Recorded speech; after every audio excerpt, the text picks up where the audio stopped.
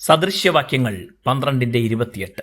നീതിയുടെ മാർഗത്തിൽ ജീവനുണ്ട്, അതിൻ്റെ പാതയിൽ മരണം ഇല്ല. ജീവനും മരണവും രണ്ട് വിപരീത ധ്രുവങ്ങളെ കാണിക്കുന്ന പദങ്ങളാണ്. ഒന്ന് സന്തോഷവും ഉന്മേഷവും നൽകുമ്പോൾ മറ്റേത് ശോകവും വേദനയും നൽകുന്നു.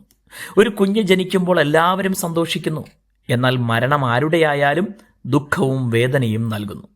ജീവിച്ചിരിക്കാൻ മനുഷ്യൻ എത്രമാത്രം വെല്ലുവിളികളെയാണ് നേരിടുന്നത്. കേവലം ജീവിച്ചിരിക്കുന്നത് തന്നെ നിരന്തര യുദ്ധത്തിൻ്റെ ഫലമാണ്. നാം അറിഞ്ഞും അറിയാതെയും ജീവന്റെ നിലനിൽപ്പിനായി യുദ്ധം നടന്നുകൊണ്ടിരിക്കുന്നു. ഓരോ ശരീരകോശങ്ങളും എല്ലായ്പ്പോഴും പോരാട്ടത്തിലാണ്. എന്നാൽ എത്ര തന്നെ പൊരുതിയാലും ഒരു നാൾ ആ പോരാട്ടം അവസാനിക്കുകയും നാം മരണത്തിന് കീഴടങ്ങുകയും ചെയ്യും.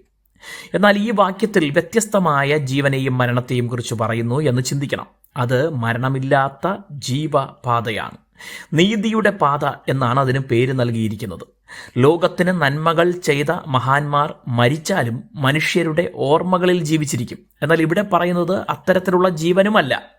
ലോകത്തിൽ തങ്ങളെ കൊണ്ടാവും വിധം ദൈവത്തിന് ഇഷ്ടമുള്ള പ്രവൃത്തികൾ ചെയ്ത അനേകരെ കാണാൻ കഴിയും.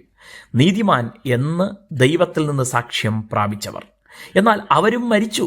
അപ്പോൾ ഇവിടെ പറയുന്ന ജീവനും മരണവും കൊണ്ട് ഇതുമല്ല ഉദ്ദേശിക്കുന്നത്. ഒരു പാപവും ചെയ്യാതെ മരിച്ച ഒരുവനേയുള്ളൂ, അത് യേശു ക്രിസ്തുവാണ്. യേശു തൻ്റെ പാപം നിമിത്തമല്ല മരിച്ചത് എന്ന് ബൈബിൾ പഠിപ്പിക്കുന്നു.